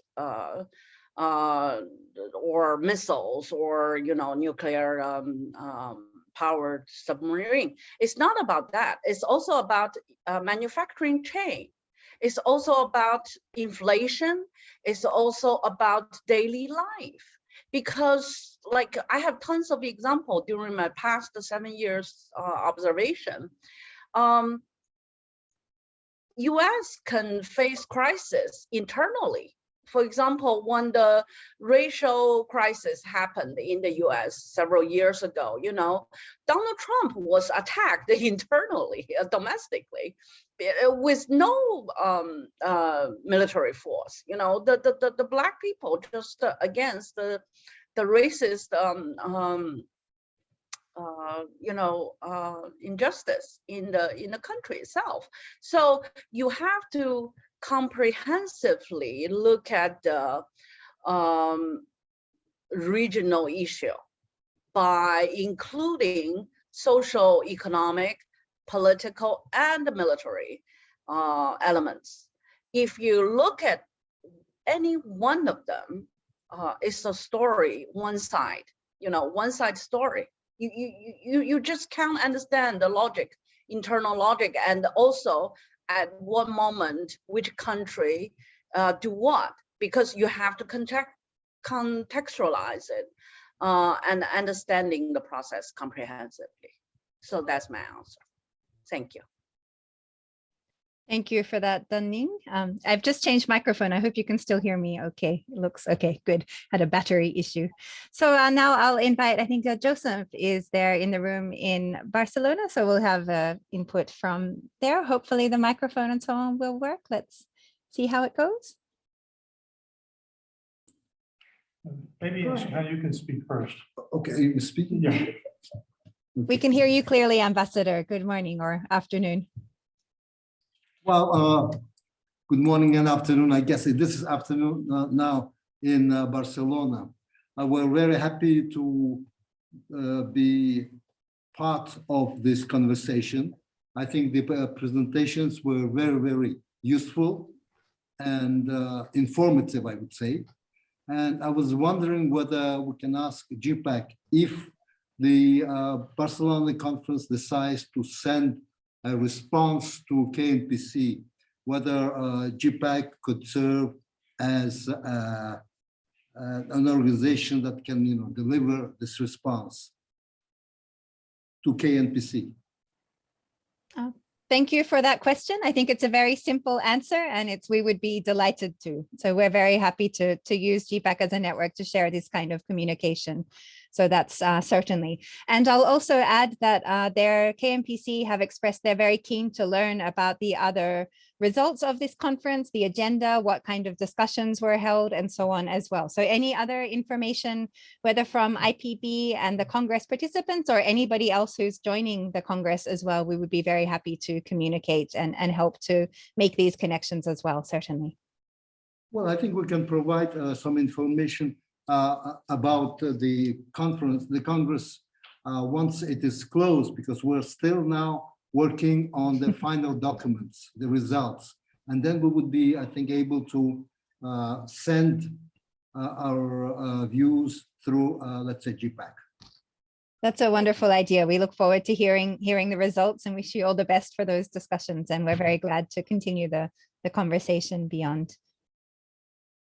So let me, this is Joseph Gerson, just to say it's a really excellent panel. I'm really glad that Peaceboat pulled it together. And it's good to see a number of friends and old associates on the call, and privileged to be with some of my partners here in Barcelona. I wanted to follow up, if I could, on JJ Suh's presentation, which I thought was just really excellent. And I very much like analytically it was excellent. And I like the idea of the Pacific arms freeze. And what I wanted to do was simply to say that my organization, the Campaign for Peace, Disarmament, and Common Security, would be, I think, very interested in being in dialogue with you, Professor Suh, and to see how we might cooperate to help build it from, make our contributions to build from our end in the United States. I also wanted to say in response to Professor Denning's helpful presentation that Kevin Martin is a dear friend, and actually I traveled with him in 2008 when we came to China. And there are a number of voices in the United States at this point currently looking to do what we can to build civil society pressure to respond to what's become a totally toxic discourse in Washington, D.C. in relationship to U.S.-China's policies. Among them is a new organization called the Committee for Sane U.S.-China Policy. And we have created a website which provides really quite comprehensive information as we're trying to build this movement. So simply to let you know that there are a number of voices which are not entirely uncritical of some Chinese policies, are very clear that the driving force, the problem in what's now the Thucydides trap, is the U.S. efforts to maintain its hegemony, to maintain the so-called rules-based order, which rules dictated by the United States and its allies after 1945, to recognize that the voices of the world's nations, including China, have to be involved in creating a set of mutually respected and fair rules for the international game. So just to let you know that there are these voices. And again, thank you very much. And also just to say hello and look forward to seeing what we can do in terms of promoting the petition. Take care. Thank you so much, Joseph, for those really very concrete, I think, steps that we can look at how to continue these conversations and continue this cooperation forward as well. We can see everybody's waving a very big hello to you, wishing that together in person, but glad at least we can connect online here in this way as well. Is there anybody else who's in Barcelona in the venue who would like to share any comments or questions? Yes, I think we see Ayong with her hand, I think, if I can see on the very small screen. Hello, everybody. Can you hear me? Yes, very clearly. I'm very glad to be a part of this session, and I'm really happy to be with my friends in Barcelona in person and online together. And it is really impressive. I really loved JJ's presentation and also others' contribution, all of the panels. But I have a question. I participated in the session yesterday. They discussed about the common security, and Olof Palme International Center is here. And as I follow up the conversation, ongoing dialogue here, most of the discourse about common security is still focusing on the Europe situation or US. So I was wondering, how can we develop the discourse for common security in East Asia, Northeast Asia? I think it's really difficult. Always we just focus on like Korea, US, Korea, China. But the thing is, the relationship is interconnected, as Professor Wang Daning said, it is interwoven. So we cannot really divide or separate. Then where can we start? What will be the starting point that we can really develop or deepen our discourse about common security in Northeast Asian context? And I was wondering why CSCE was successful while Gorbachev's suggestion for a similar system in Asia got failed. So what can we learn from the previous experience, and where can we start for the common security? That is my question to all the panelists. Thank you. Thank you so much, Ayong. That's a fantastic question, and I think really comes to what's at the heart and the sort of fundamental point of this discussion as well. If any of the panelists would like to respond to that question, I see a lot of thinking going on. It's not an easy question. Daning, please. Yes, thank you for the comments. I have a thought. I really feel like conference like this, we need to include more discussions on the global economy, including the manufacturing chain, including the the global financial market, because all of these elements are important. We cannot just focus on the military competition, because building up military force has its economic elements in it, because it's about GDP, it's about economic activity. Making bombs, making aircraft carriers is part of the way the government spend money to change economic numbers in its GDP. So we have to have more understanding of the impact of economic issue. To answer the Barcelona's question, how to make a difference, how to have new efforts instead of just repeating the old method.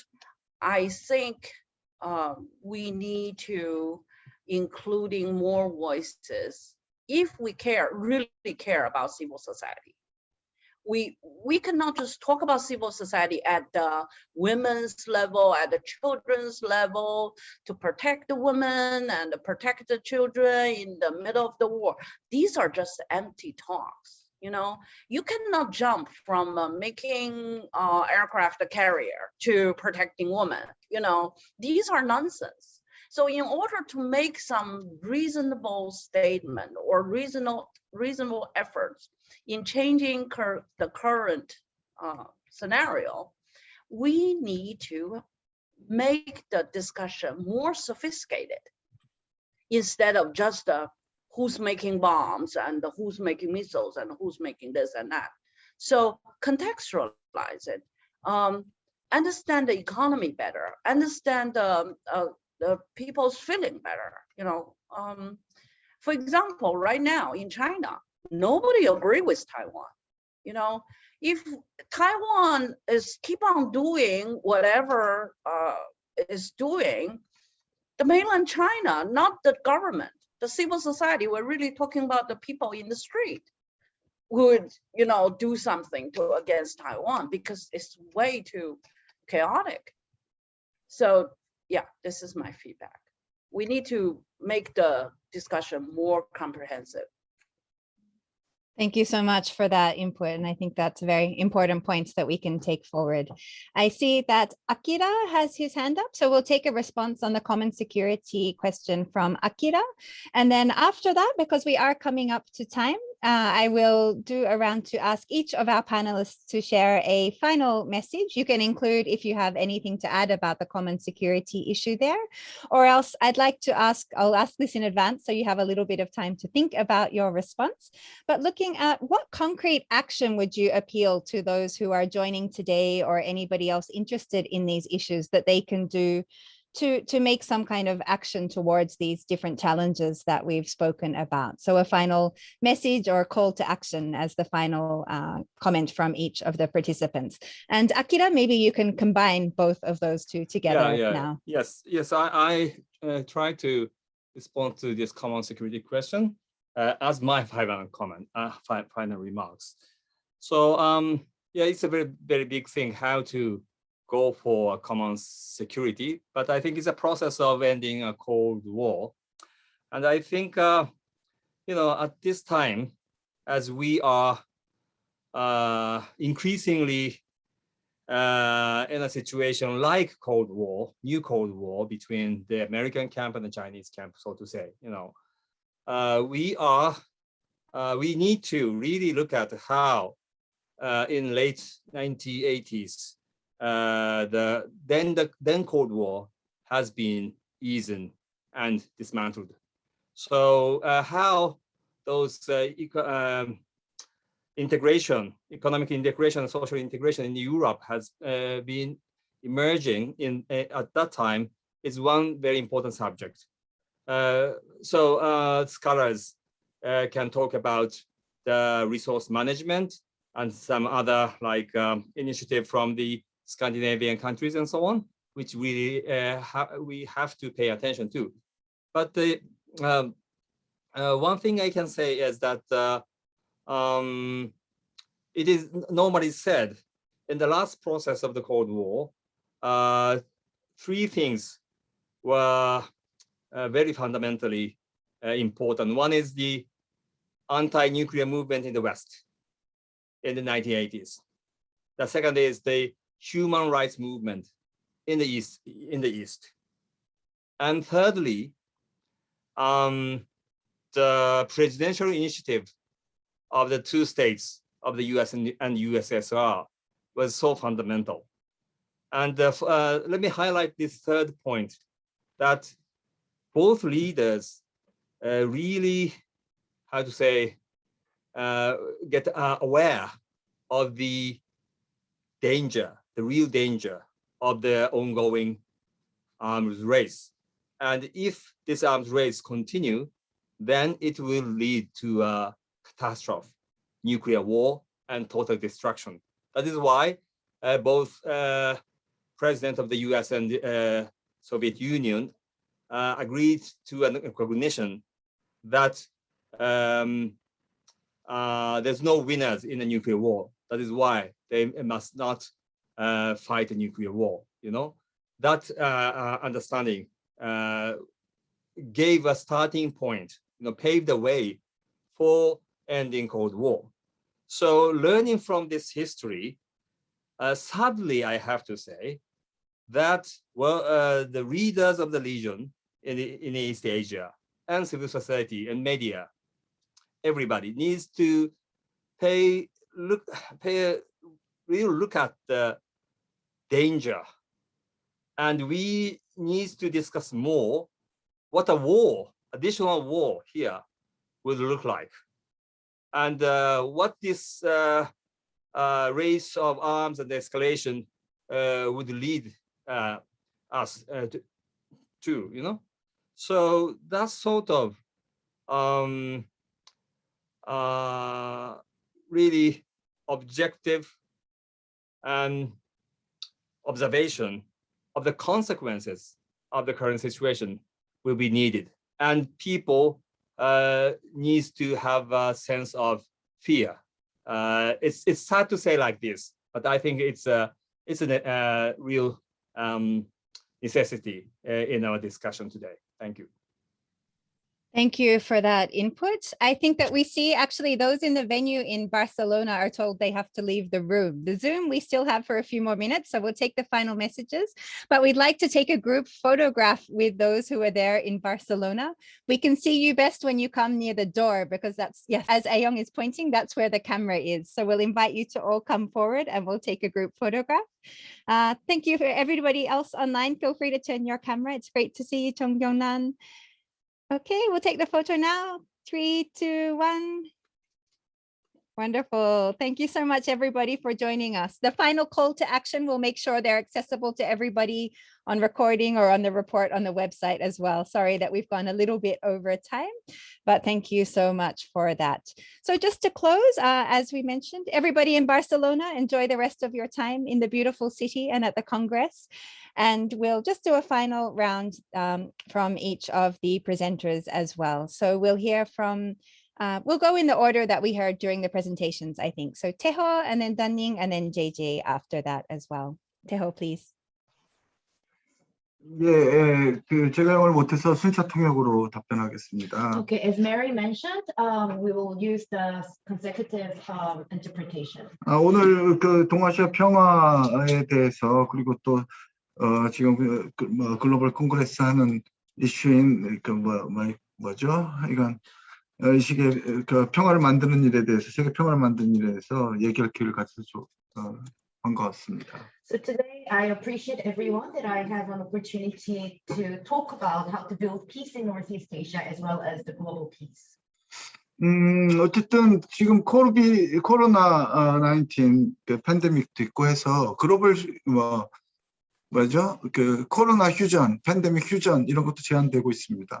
Because we are under the crisis of COVID-19 pandemic crisis, if the word even suggested the COVID-19 armistice system as well at this moment.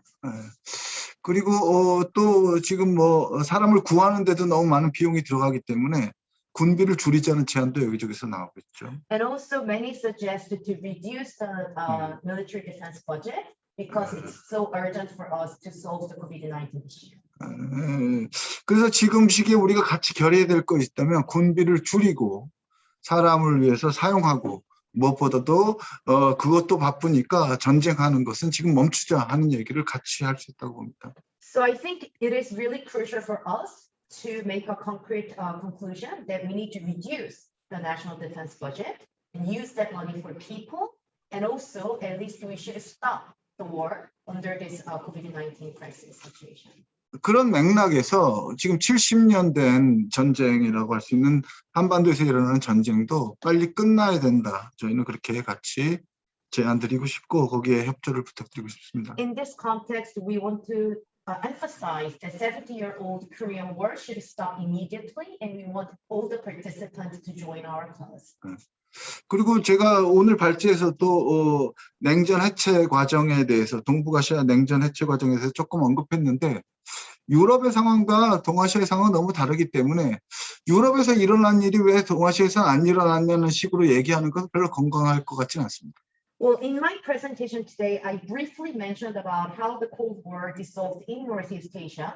The situation in Europe and Northeast Asia is somehow very different. So I don't think it's appropriate to directly compare that why the situation in Europe does not actually can apply to the situation in Northeast Asia.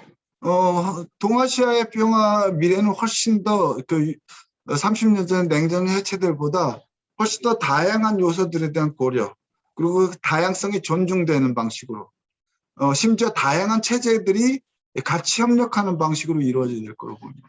And I believe that the peace in Northeast Asia, compared to 30 years ago when the Cold War dissolved, I think the more diverse facts should be considered, more diverse values should be respected. 근데 가장 중요한 것은 그 경제적이든 군사적이든 힘으로써 할 수 있는 것은 없다.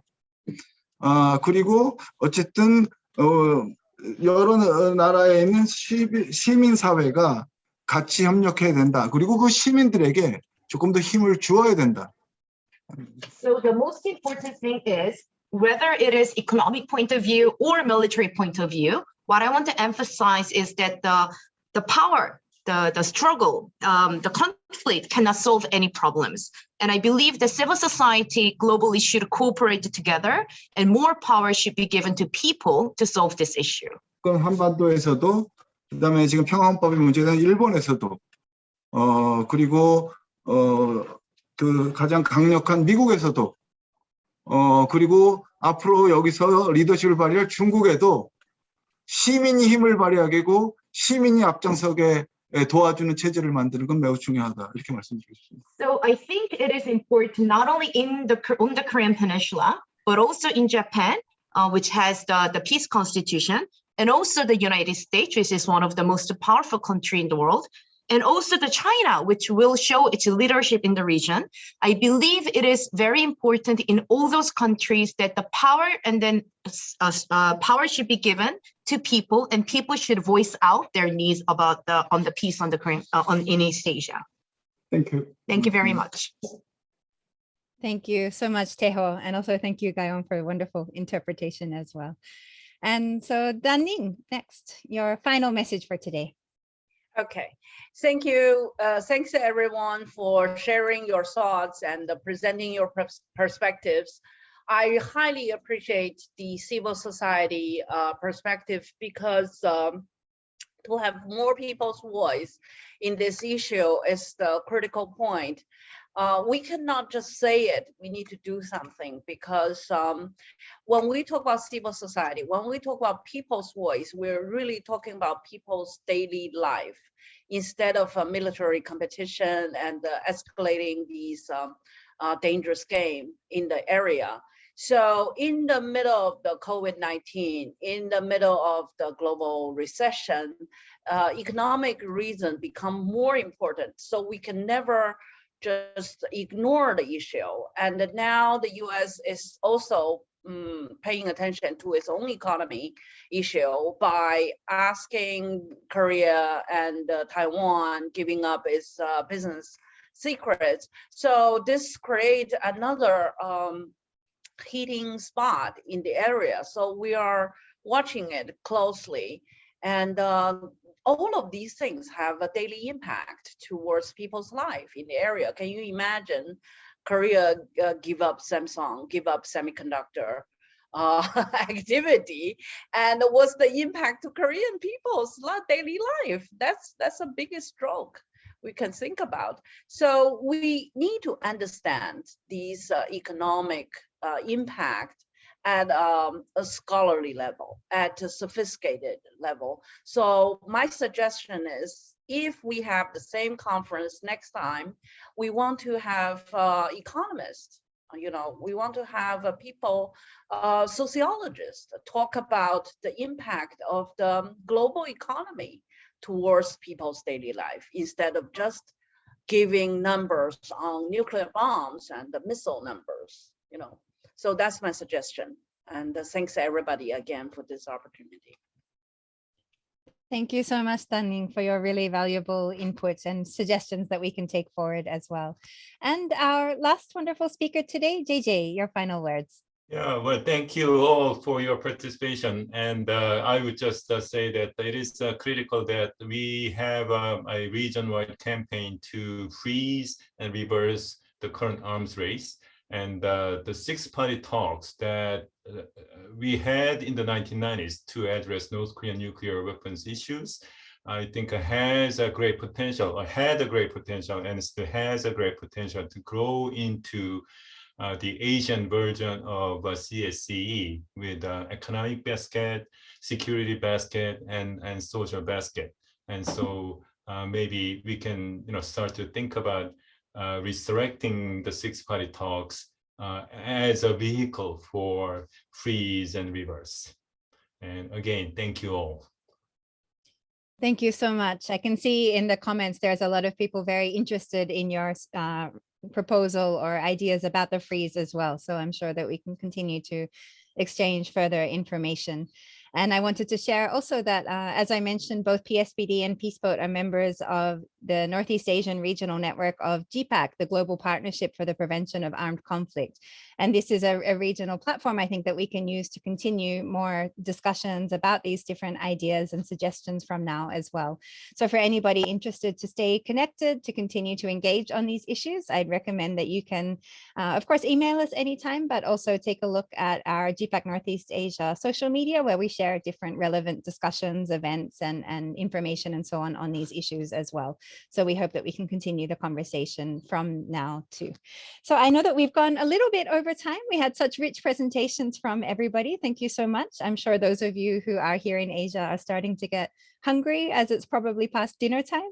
So we'll happily close here today, but a huge thank you once again to all of our panelists, and especially to Suyong of PSPD, who organized and brought everybody here together as well. And also, of course, to everybody at IPB, who's maybe not watching us online anymore, but has put so much together in able to bring everybody together, both in person and online. And hopefully those of us who are joining online, we hope that maybe in the next year to come, it will become possible for us once again to start meeting in person as well. So until that day, take care, enjoy your dinner or the rest of your day and evening, and we look forward to seeing you all again soon. Thank you very much, everybody. Thank you, everybody. Stay in touch. Bye-bye. Thank you, Mary. Thank you. Thank you, Suyong, and everybody. Yeah, Bye-bye. take care. Thank you, Akira. Bye.